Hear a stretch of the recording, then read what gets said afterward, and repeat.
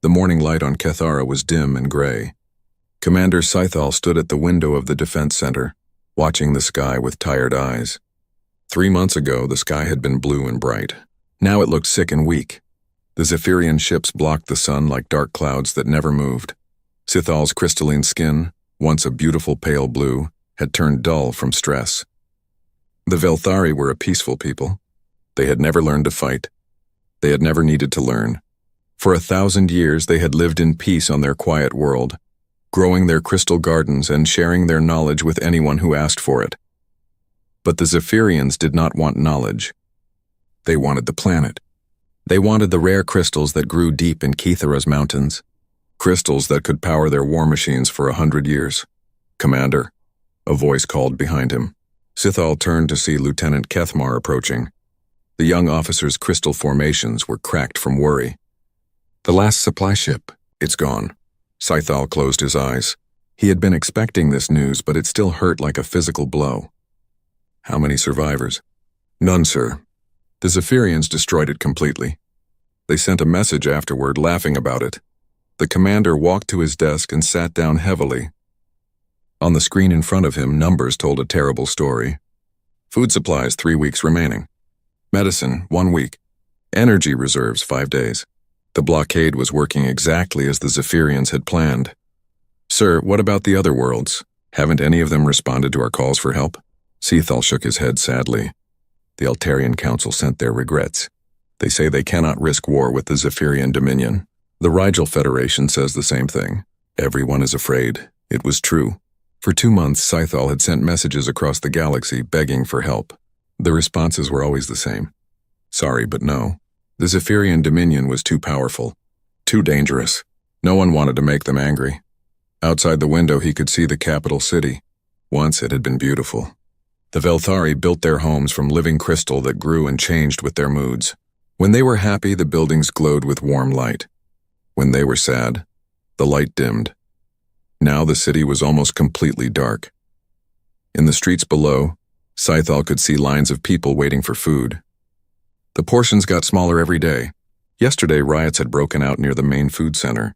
His people, who had never raised their voices in anger, were fighting each other for scraps. The worst part was the children. Velthari children were born with tiny crystal buds that grew larger as they aged. But without proper nutrition, the buds stopped growing. Some had even started to crack and fall off. If that continued, the children would die. "Commander, incoming transmission from the Zephyrian fleet," Scythal sighed. "Put it through." The screen filled with the ugly face of Admiral Krextor. The Zephyrian leader was a massive creature with gray-green skin and too many teeth. His small red eyes gleamed with cruel amusement. "Good morning, crystal creatures," Krextor said, his voice like grinding metal. "How are you feeling today? Hungry? Tired? Ready to surrender yet?" "You know our answer, Admiral," Scythal replied, trying to keep his voice steady. "We will not give you our world." Krextor laughed, a sound like breaking glass. "Oh, but you will. You just need more encouragement. Today we destroyed your last supply ship. Tomorrow maybe we destroy your power stations. The day after that, your water treatment plants. How long do you think your people will support you when they start dying of thirst? They will never support you. We shall see. You have 24 hours to reconsider. After that, we start bombing your cities. Not to destroy them completely, you understand? Just enough to make your people scream. Just enough to make them beg you to surrender." The transmission ended. Sithal stared at the blank screen for a long moment. Around him, his officers waited quietly. They all knew what this meant. "Tomorrow the dying would really begin, sir," Lieutenant Kethmar said quietly. Should we consider their terms?" Sithal looked at the young officer. Kethmar was barely an adult, his crystal formation still small and delicate. He had a mate and a newborn child in the city below. Of course he was thinking of surrender. "What are their terms again, Lieutenant?" "Complete surrender of the planet. All Velthari to be relocated to work camps on Zephyrian mining worlds. Our crystal gardens to be strip-mined until nothing remains." "And how long do Velthari typically live in Zephyrian work camps?" Kethmar's light dimmed. "The reports say 6 months. Maybe 8 if they're lucky. So surrender means death. Fighting means death. At least if we fight, we die as free people on our own world." The room fell silent. Everyone knew the commander was right. The Zephyrians didn't want prisoners or slaves. They wanted the planet empty so they could tear it apart without anyone watching. Sethal walked back to the window. In the distance, he could see the mountain ranges where the great crystal forests grew. His ancestors had tended those forests for 1,000 years. Each crystal was grown with love and care, shaped by song and patience. The Zephyrians would destroy it all in a matter of months. "Commander," another officer called from across the room. "The communication array is still functional. Should we send another distress call?" Scythal almost said no. They had sent hundreds of distress calls. Every major world in the galaxy had heard their plea. None had answered with anything but empty words of sympathy. But then he thought of the children in the city below. The children whose crystal buds were cracking and falling away. Maybe somewhere in the vast galaxy, there was someone who still cared about innocent life, someone who wasn't afraid of the Zephyrians. "Yes," he said finally. "Send one more message. Broadcast it on all frequencies, emergency and standard. Let the whole galaxy hear it." The communications officer nodded and began working at his console. After a few minutes, he looked up. "Ready, sir?" Scythal walked to the transmitter. He thought carefully about what to say. This might be the last message Cathara ever sent to the galaxy. It should be honest. It should be true. "This is Commander Sethal of the Velthari Defense Force on Cathara," he began. "We are dying. The Zephyrian Dominion has blockaded our world for 3 months. Our people are starving. Our children are sick. Tomorrow they will begin bombing our cities." He paused, looking out at his darkened world. "We have asked for help from every major power in the galaxy. All have refused. We understand. The Zephyrians are strong and we are weak. No one wants to risk war for a small world like ours." His voice grew quieter, sadder. "But if there is anyone out there who still believes that innocent life has value, if there is anyone who thinks that bullies should not be allowed to destroy entire worlds just because they can, we are here. We are dying, and we need help." He took a deep breath. "This is Cathara. Anyone who can hear this, please." The transmission ended. The room was quiet except for the soft humming of the equipment. Outside, the Zephyrian ships continued their slow circle around the planet, like vultures waiting for something to die. Sithal knew no one would come, but at least he had tried. At least the galaxy would know that the Velthari had not given up without a fight. He did not know that his message was traveling through subspace toward the edge of known space, where something had been listening and waiting for exactly this kind of call. 3 days passed after Sithal's message went into space. 3 days of watching his people grow weaker and more desperate. The Zephyrians had begun their bombing, but not the cities yet. They started with the crystal farms outside the capital, destroying centuries of careful growth in minutes. Each explosion sent shockwaves through the crystalline structures that made up Velthari civilization. The living crystals that formed their buildings began to crack and dim. The planet itself seemed to be dying along with its people. Admiral Krextor was enjoying himself. He had moved his command ship closer to the planet so he could watch the destruction through his viewports. The Zephyrian admiral was known throughout the galaxy for his cruelty, but even by his standards, this siege was particularly vicious. "Sir," called his sensor operator, a nervous young Zephyrian named Vextel. "I'm detecting something strange on the long-range scanners." Krextor didn't look away from the planet below. Another crystal farm had just exploded in a shower of blue sparks. "Beautiful.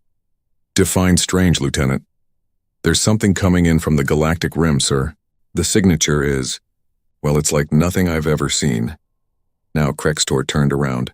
The galactic rim was the edge of known space, where stars grew thin and eventually disappeared into the great dark. No one lived out there. No one could live out there. The radiation levels alone would kill most species in hours. "Probably just a rogue asteroid," Krextor said with a wave of his massive hand. "Or debris from some ancient battle." "No, sir, it's definitely artificial. And it's big, really big. It's also moving faster than anything should be able to move in normal space." Krextor frowned and walked over to the sensor station. The readings made no sense. The object was indeed massive, at least 2 kilometers long, but its energy signature was unlike anything in the Zephyrian military database. More strange, it seemed to be using some kind of propulsion system that didn't match any known technology. "Distance and arrival time? At current speed, it will reach the edge of the system in approximately 6 hours, sir. Hail all frequencies. Demand identification." The communications officer tried for several minutes, then shook his head. "No response, sir." Whatever it is, it's not talking. Krextor stared at the readings. In his 20 years of military service, he had conquered dozens of worlds and faced every major military power in the galaxy. He knew every ship class, every weapon system, every defensive technology that existed. This thing matched none of them. Continue monitoring. Alert me if anything changes. 6 hours later, the mysterious object reached the edge of the Kethara system. That's when things became truly frightening. Sir, the sensor operator's voice was high with panic. The object just appeared. 1 second it was still outside the system. The next second it was right at the edge. That's impossible, Krextor snarled. Nothing can move that fast. Sir, I'm reading the data correctly. It covered the distance between the outer sensor buoy and the system edge in 0.3 seconds. That's faster than light speed in normal space. Krextor felt a chill run down his spine. Faster than light in normal space was theoretically impossible. It violated every law of physics that governed space travel. Yet here was something doing exactly that. Visual contact. The main screen changed to show the object. Krextor's breath caught in his throat. It was indeed a ship, but unlike any ship he had ever seen. Where most vessels were smooth and curved, this one was angular and aggressive. It looked like it had been designed not just for war, but for winning wars quickly and brutally. The hull was dark gray, almost black, with lines of blue light running along its surface. The front end came to a sharp point while the back spread out into what looked like massive engine arrays. Strange structures jutted from the sides like weapons that belonged in a nightmare. Energy readings, sir. They're off the scale, Admiral. Whatever powers that thing, it's producing more energy than our entire fleet combined. Before Krextor could respond, every communication device on the bridge came to life at once. The voice that emerged was calm, clear, and speaking perfect galactic standard. Zephyrian vessels, this is an official warning. You will cease your blockade of this system immediately and withdraw all forces. You have 30 minutes to comply. Krextor's massive jaw dropped open. The voice was confident, almost casual, as if the speaker was asking about the weather. There was no fear, no uncertainty, just a simple statement of fact. Communications, open a channel. Channel open, sir. Krextor stepped forward, drawing himself up to his full height. Unknown vessel, you are interfering with a legal military operation of the Zephyrian Dominion. Identify yourself immediately or be destroyed. The response came back almost instantly. Legal? Starving civilians and bombing non-military targets? Interesting definition of legal. I said identify yourself. There was a pause. Then the voice came back, and now there was something cold and dangerous in it. This is Captain Elena Vasquez of the United Earthship Retribution. We received a distress call from the system. We're here to help. The bridge fell silent. Krextor stared at the screen, his mind struggling to process what he had just heard. Earth? Did you say Earth? That's correct. Impossible.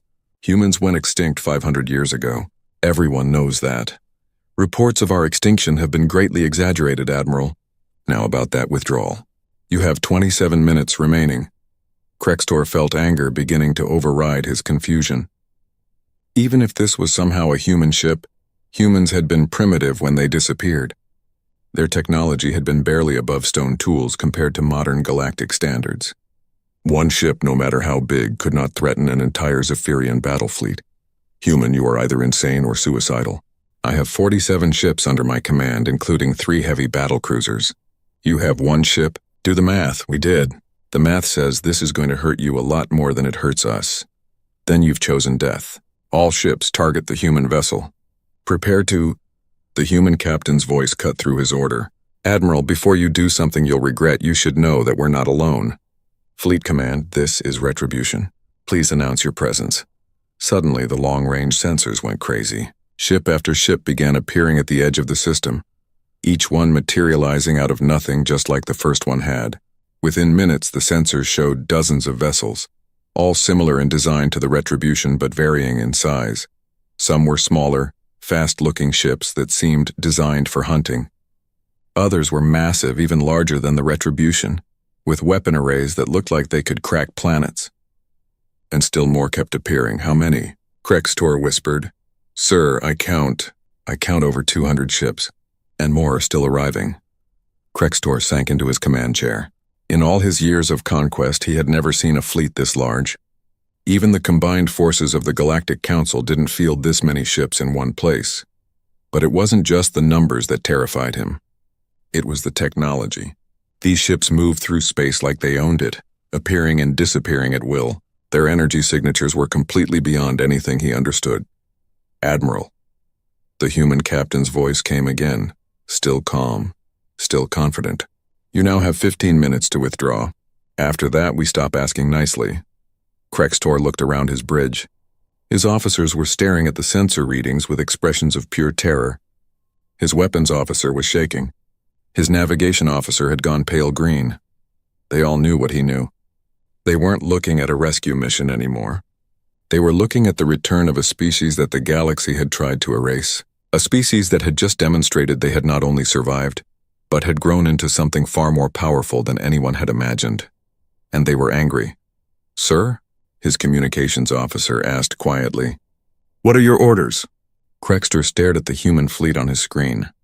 200 ships and counting, technology that made his own forces look like children with toys. And somewhere in that fleet, humans who remembered what the galaxy had tried to do to them 500 years ago. For the first time in his military career, Admiral Krextor was afraid. Captain Elena Vasquez stood on the bridge of the UES Retribution, watching the Zephyrian fleet through the main viewer. Around her, the bridge crew worked quietly at their stations. They were all professionals, but she could feel the tension in the air. This was the moment they had been preparing for their entire lives. "Captain," called her first officer, Commander James Chen. "All fleet units report ready. We have 237 ships in formation." "Good. Time remaining on our ultimatum?" 12 minutes, Captain." Elena nodded and activated her personal log. This was a moment that would be remembered for centuries, and she wanted the record to be clear. Captain's log. Stardate 2547.3. This is Captain Elena Vasquez of the United Earthship Retribution. After 500 years of exile, humanity has returned to known space. We are here in response to a distress call from the planet Cathara, whose people are being systematically murdered by the Zephyrian Dominion. She paused, looking out at the stars. "I think it's time the galaxy learned what really happened to us all those years ago." The story began 5 centuries earlier, when humanity first developed faster-than-light travel and discovered they were not alone in the universe. The early contact with alien civilizations had been exciting at first. Humans were eager to learn, to trade, to find their place among the stars. But that excitement quickly turned to fear on the alien side. Humans learned too fast. They adapted too quickly. Within 50 years of first contact, human technology was advancing at a rate that terrified the established galactic powers. The Altarian Council had been the first to express concern. Humans, they said, were too aggressive, too unpredictable, too dangerous to be allowed free access to galactic civilization. The Rigel Federation agreed. So did the Centauri Alliance. Even the peaceful Andromedans, who rarely took sides in galactic politics, admitted that humanity made them nervous. It wasn't that humans were evil. It was that they were different. Where other species took centuries to develop new technologies, humans did it in decades. Where other species were content to stay within their established territories, humans wanted to explore everything. Where other species accepted limitations, humans asked, why not? The final straw came when human scientists began experimenting with dimensional manipulation technology. The alien powers decided that humanity had become too dangerous to ignore. The war that followed was brief, but devastating. Not because the aliens were particularly good at fighting, but because there were so many of them. Hundreds of species, thousands of worlds, millions of ships, all united by their fear of what humanity might become. Earth fell after 6 months of siege. The human colonies were overrun one by one, but the alien coalition made a crucial mistake. Instead of simply destroying humanity, they decided to be merciful. They would exile the humans beyond the galactic rim, to the empty spaces where no civilized species could survive. Let them die slowly in the dark, the Altarian Council had declared. Let them learn the price of thinking themselves above their betters. 2 million humans were loaded onto hastily built colony ships and sent into exile. The galaxy watched them disappear into the void and assumed that was the end of the human problem. They were wrong. Elena walked over to the navigation station, where Lieutenant Sarah Kim was monitoring the positioning of the fleet. "Sarah, your family was on the third wave of colony ships, wasn't it?" "Yes, Captain. The UES New Horizon. My great-great-grandmother used to tell stories about the early years in the void. Those early years had been terrible. The colony ships were overcrowded and undersupplied. Many humans died in the first decade, victims of disease, accidents, and simple despair. But the survivors learned to adapt. They had to. The region beyond the galactic rim was not empty, as the aliens had believed. It was filled with strange energies, exotic matter, and physical laws that worked differently than in normal space. Most species would have died immediately upon entering such an environment. But humans were stubborn. Instead of dying, they learned to work with the strange physics of the void. They discovered how to manipulate dark matter streams for propulsion. They learned to harvest zero-point energy from quantum fluctuations. They found ways to travel through dimensions that other species didn't even know existed. Most importantly, they never forgot why they were there. "Engineering report." "Mr. Rodriguez," Elena called to her chief engineer. "All systems green, Captain. The quantum tunneling drives are operating at peak efficiency. The dimensional phase cannons are charged and ready. Oh, and Captain, the new gravity bombs are performing beautifully in test runs." Elena smiled grimly. The gravity bombs were her personal favorite among humanity's new weapons. They created small but incredibly dense gravitational fields that could crush a starship like an aluminum can. The alien powers who had exiled humanity had never seen anything like them, because they were impossible to create using normal space physics. But humans no longer lived in normal space. "Captain," called her communications officer, "we're receiving a transmission from Admiral Krextor. He's demanding to speak with you directly. Put him on screen." The ugly face of the Zephyrian admiral appeared on the main viewer. He looked nervous, which pleased Elena immensely. "Human Captain, I don't know what kind of trick you're pulling, but no trick, Admiral. Just 500 years of humans doing what humans do best, which is surviving, learning, getting better." Elena leaned forward in her captain's chair. "You see, Admiral, your people made a mistake when they helped exile us. You thought you were getting rid of a problem. Instead, you were giving us 5 centuries to grow up. Impossible. The region beyond the rim is uninhabitable. Nothing can survive there. Nothing alien can survive there," Elena corrected. "Humans, as it turns out, are remarkably good at living in places where we're not supposed to exist." Behind her, Commander Chen reported quietly, "Captain, long-range sensors show the Zephyrian fleet is powering up weapons." Elena nodded. She had expected this. The Zephyrians were bullies, and bullies always chose violence when they felt threatened. "Admiral Krextor, I'm going to give you some free education about humanity. Lesson 1, we don't forget our friends. Lesson 2, we really don't forget our enemies. Lesson 3, we have very long memories. Your threats don't frighten me, human. They should. You see, we've been monitoring galactic communications for decades. We know what species participated in our exile. We know which governments voted for our destruction. We know which military officers led the attacks on our colonies." Elena's voice grew colder. "We have a list, Admiral. Your name is on it." Krextor's face went pale green. "You're lying." Admiral Krextor of the 3rd Zephyrian Battle Fleet. Present at the siege of New Tokyo. Personally responsible for the destruction of the civilian transport UES Hope, killing 8,000 human refugees, including 3,000 children. Elena's eyes were like ice. "Did I get that right?" The Zephyrian admiral's mouth opened and closed wordlessly. He had clearly never expected his old war crimes to catch up with him. "But here's the thing, Admiral," Elena continued. "We didn't come back for revenge. We came back because we heard someone crying for help.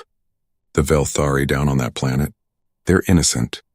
They had nothing to do with our exile. They're just people trying to live their lives in peace." She stood up, and every human on the bridge stood with her. "And if there's one thing that hasn't changed about humanity in 500 years, it's this. We don't let bullies hurt innocent people. Not when we can stop it." "Captain," her weapons officer reported, "the Zephyrian fleet is moving into attack formation." Elena looked at the tactical display. 47 enemy ships against her fleet of over 200. But it wasn't really about numbers. It was about sending a message to the galaxy. "All ships, this is Captain Vasquez. The Zephyrians have made their choice. Show them what 500 years of human engineering looks like. Rules of engagement are simple. Protect the innocent. Stop the bullies. Make sure the galaxy remembers this day. She turned back to the screen where Admiral Krextor was barking orders to his fleet. Admiral, you have 30 seconds to surrender. After that, we stop being polite. Never. All ships, attack. Destroy the human... Elena cut the transmission and turned to her weapons officer. Lieutenant Park, you may fire when ready. Aye, Captain. Weapons free, the battle was about to begin, and the galaxy was about to learn that killing humanity had been impossible. But making humanity angry, that had been the biggest mistake in galactic history. The first shot came from the Zephyrian heavy cruiser Dominator. A massive plasma beam that could have cut through a mountain struck the UES Retribution directly amidships. For a moment, the human ship was surrounded by a ball of superheated gas that glowed like a small star. When the energy cleared, the Retribution was completely undamaged. Adaptive shielding is working perfectly. Captain, reported Lieutenant Park from the weapons station. Their plasma had no effect at all. Admiral Krextor stared at his tactical display in disbelief. The Dominator's main cannon could destroy most ships with a single shot. Yet the human vessel had absorbed the blast as if it were nothing more than a gentle breeze. Impossible, he whispered. All ships concentrate fire on the lead human vessel. Maximum power. 47 Zephyrian ships opened fire at once. The space around the Retribution lit up with plasma beams, photon torpedoes, and particle cannons. The combined firepower was enough to sterilize a small planet. When the light faded, the human ship was still there, still undamaged, still waiting. Captain Vasquez to Admiral Krextor. Elena's voice came over the communications channel, calm and almost amused. That was quite impressive. Our turn now. The Retribution moved. It didn't accelerate in the normal sense. One moment it was floating in space. The next moment it was somehow folding space around itself, sliding through dimensions that shouldn't have existed. To the Zephyrian sensors, it looked like the ship was in 6 different places at once. What's it doing? Krextor screamed at his sensor operator. I don't know, sir. It's phasing in and out of normal space. Our targeting computers can't lock onto it. The Retribution reappeared directly above the Zephyrian formation. At this range, the human ship looked even more frightening. Its hull was covered with weapon systems that the Zephyrians didn't recognize. Strange pods and arrays that hummed with barely contained energy. Dimensional phase cannon fire. Elena ordered quietly. A beam of pure silver light lanced down from the Retribution. It passed through the shields of the Zephyrian destroyer Merciless as if they didn't exist and struck the ship's hull. For a moment, nothing seemed to happen. Then the destroyer simply came apart. Not in an explosion, but as if every molecule in the ship had suddenly forgotten how to stick to every other molecule. The entire vessel dissolved into component atoms that scattered like glitter in space. By the void, Krextor breathed. What kind of weapon was that? His answer came from Captain Vasquez. Phase-shifted exotic matter beam. It disrupts the strong nuclear force that holds matter together. We developed it about 50 years ago. Would you like to see what we invented last week? Before Krextor could respond, the rest of the human fleet moved into action, and what they did next made the destruction of the Merciless look gentle by comparison. The smaller human ships, the ones that looked like hunters, released clouds of tiny objects that moved like living things. These nano-swarm missiles spread out across the battlefield, each one no bigger than a grain of sand but packed with adaptive AI and molecular disassemblers. The swarms reached the Zephyrian ships and began to feed. They consumed hull plating, turned armor into dust, and dissolved weapon systems from the inside out. Within minutes, 3 Zephyrian cruisers were reduced to skeletal frameworks that could no longer maintain life support. Shields. Raise shields! Krextor screamed. They're not working, sir. The swarms are somehow passing through our shield frequencies. Because your shields are designed to stop energy and projectiles, Elena's voice explained pleasantly over the communications channel. Our nanoswarms exist partially in folded space. They're technically not in the same dimension as your shields. Meanwhile, the larger human ships were demonstrating weapons that were even more terrifying. One of them, a massive dreadnought called the UES Vengeance, released what looked like a black sphere about the size of a basketball. The sphere drifted toward a cluster of Zephyrian ships, moving slowly and seemingly harmless. When it reached the center of the formation, it activated. Gravity went insane. The sphere became a miniature black hole, but one that was somehow controlled and directed. Instead of pulling everything toward its center, it created a gravity gradient that stretched in specific directions. The Zephyrian ships caught in its field were pulled apart like taffy. Their hulls stretched and twisted until they snapped. 3 heavy cruisers died in as many seconds, crushed by forces that no normal ship could withstand. Controlled gravitational anomaly, Elena reported helpfully. We learned to make them by studying the physics near the galactic rim. Amazing what you can do when you're not limited by normal space-time restrictions. Krextor's fleet was falling apart around him. Ships that had taken decades to build were being destroyed faster than he could count them. His weapons were useless, his shields were worthless, and his enemies were using technology that made his own forces look like primitives with stone axes. "Sir," his communications officer called out, voice high with panic. "I'm detecting more human ships entering the system." "More? How many more?" "Dozens, sir. They're coming in from multiple vectors. Different classes, different sizes. Sir, I think this is just the advance force." Elena's voice came over the channel again. "Oh, you noticed our friends arriving?" "Yes, Admiral, this is just the beginning. We've been building ships for 500 years. Would you like to know how many we have now?" "How many?"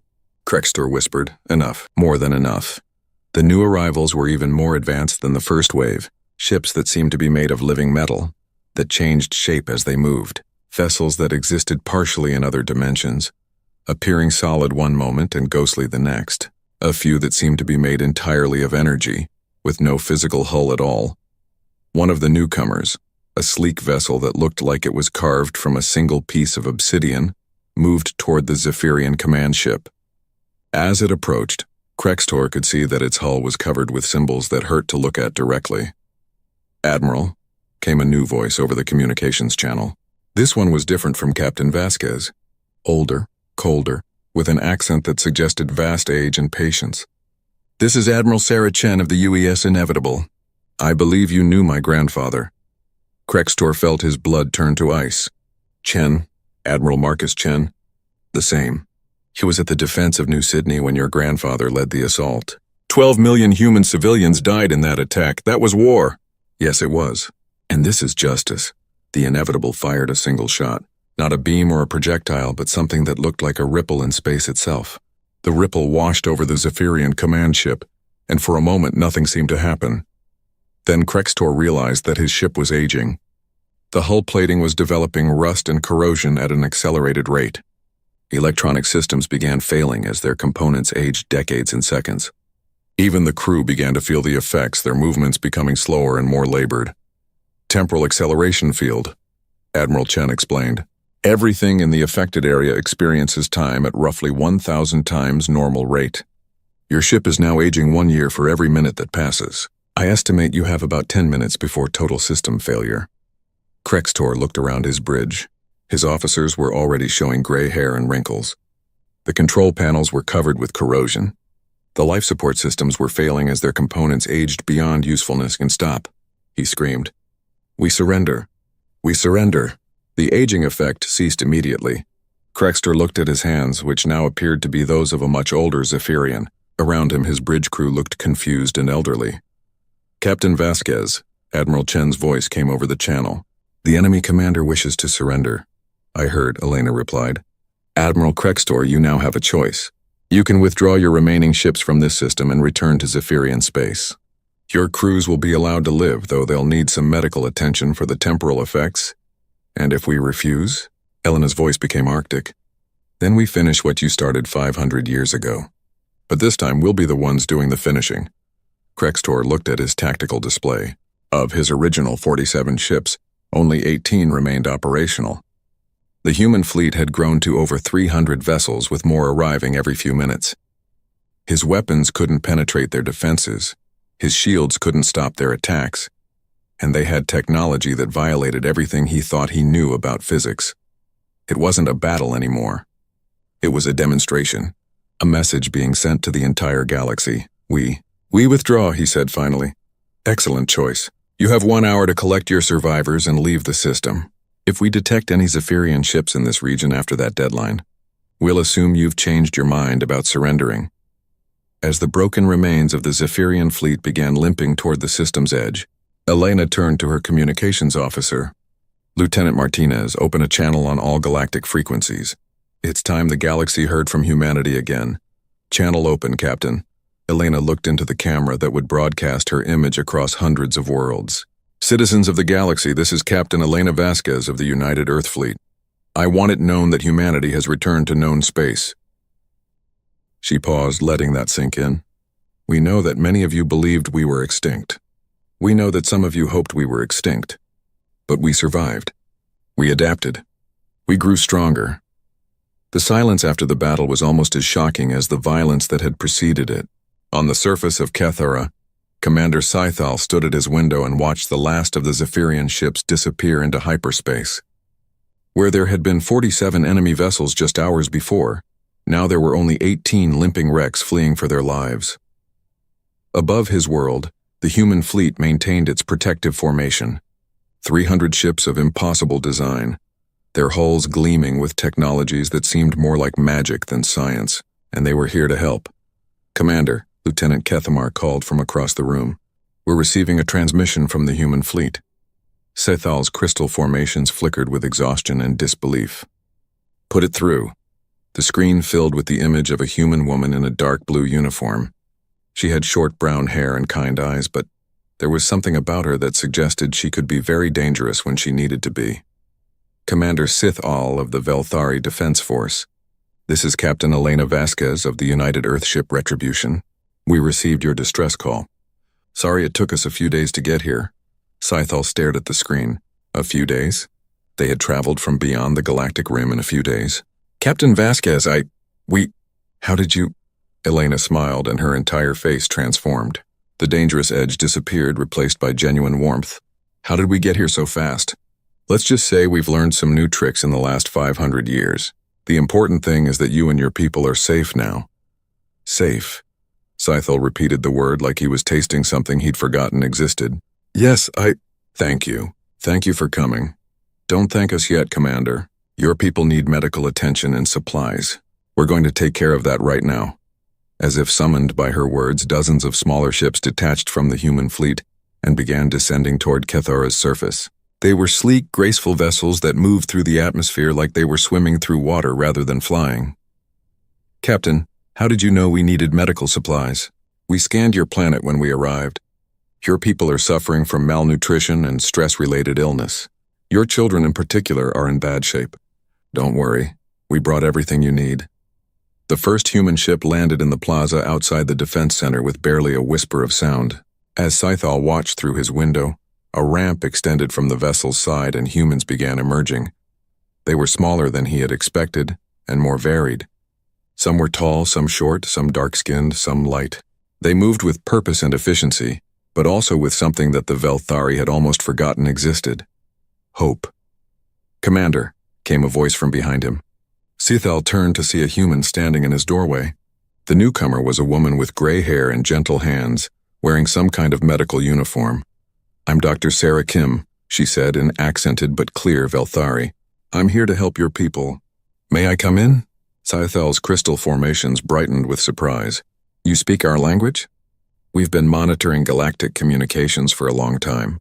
We know about your people, your culture, your medical needs. We came prepared. Dr. Kim entered the room, followed by several other humans carrying strange but obviously advanced medical equipment. Commander, we've brought enough food to feed your entire population for 6 months. We have medical supplies specifically designed for Velthari physiology, and we have growth stimulators for your children's crystal formations. Growth stimulators? But those are theoretical. Our own doctors said they were impossible to create. Dr. Kim smiled. They are impossible using normal galactic technology, but we don't use normal galactic technology anymore. Outside, more ships were landing. Humans were spreading out across the city, setting up medical stations and distributing food. But they weren't acting like conquerors or even like the typical galactic aid workers who usually demanded payment or political concessions in exchange for help. They were acting like neighbors helping. Neighbors, Captain Vasquez, Scythal said to the screen. I must ask, what do you want in return for this assistance? Elena looked puzzled. Want in return? Commander, we don't want anything. You called for help, we came to help. That's how it works. But surely there must be some price. Some political arrangement, some trade agreement, some... Commander, Elena interrupted gently. Let me tell you something about humanity. 500 years ago, the galaxy tried to kill us because they thought we were too dangerous. They were afraid of what we might become. She looked out at something beyond the camera's view, and her expression grew thoughtful. They were right to be afraid. We did become dangerous. We became very dangerous indeed. Sethal felt a chill run through his crystal structure, but not in the way they expected. Elena continued. We became dangerous to bullies, dangerous to tyrants, dangerous to anyone who thinks that the strong have the right to prey on the weak. Her eyes returned to the camera, and they were blazing with conviction. The galaxy taught us that we were alone, that no one would help us when we needed it most. They tried to make us hard and cruel and selfish. She smiled again, and it was like watching the sun rise. They failed. We're still human, and humans help people who need help. That's what we do. That's what we've always done. That's what we'll always do. On the planet's surface, Velthari children were laughing for the first time in months as human doctors treated their crystal formations. Adults who had been barely surviving were receiving nutritious food and clean water. The dying crystal gardens were being tended by human botanists who had somehow learned Velthari agricultural techniques. Captain, Scythal said quietly, the galaxy will not like this. They will not like knowing that humanity has returned. I'm sure they won't. We've already started receiving some very angry messages from various governments. The Altarian Council is demanding explanations. The Rigel Federation is calling for emergency sessions. The Zephyrian Dominion is probably figuring out how to spin this as a terrorist attack. Elena's expression grew harder. But here's the thing, Commander. We don't care what they like anymore. We've spent 500 years learning to survive without their approval. We can certainly manage to help people without it. And if they try to stop you, then they'll learn the same lesson Admiral Krextor just learned. We're not the same species that got exiled 5 centuries ago. We're stronger now. Much stronger. As if to emphasize her point, more ships began appearing at the edge of the system. Dozens of them, then hundreds. The human fleet was growing larger by the hour. As vessels arrived from the depths of space where humanity had built its new civilization. Commander, Elena said, we're going to stay here for a few weeks to make sure your people recover completely. After that, we'll be moving on. There are other worlds that need help, other species that are suffering. You're going to help them too? Of course. That's why we came back. Scythal looked out at his city, where Velthari and humans were working together to rebuild what the Zephyrians had destroyed. Children who had been dying just days before were now playing in the streets. Adults who had given up hope were now planning for the future. Captain Vasquez, may I ask you something personal? Of course. Why? Why risk everything to help people you don't even know? Elena was quiet for a long moment. When she finally spoke, her voice was soft but firm. Because someone has to. Because the universe is a big, dark, lonely place, and if we don't take care of each other, who will? She leaned forward slightly. Commander, 500 years ago, the galaxy taught us that asking for help is useless. That no one will come when you call. That the only person you can count on is yourself. Her eyes blazed with fierce determination. We're here to prove them wrong. We're here to show the galaxy that there are still people who will answer a cry for help, no matter how far it travels through the void. Outside, the twin suns of Kethara were setting, painting the sky in brilliant shades of blue and purple. But for the first time in months, the darkness didn't bring fear. It brought rest and hope and the knowledge that they were no longer alone. Captain, Scythal said, when you leave here, how will other worlds know to call you?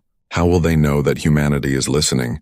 Elena smiled, and it was a smile that promised that the galaxy was about to change in ways that no one could have imagined. Oh, don't worry about that, Commander. Word is going to spread very quickly. She gestured toward the growing fleet above them. Every world we help, every bully we stop, every innocent life we save. It all sends the same message. Her voice carried across the void, broadcasting on frequencies that reached every corner of known space. Attention, galaxy. This is humanity. We're back. We're listening. And if you need help...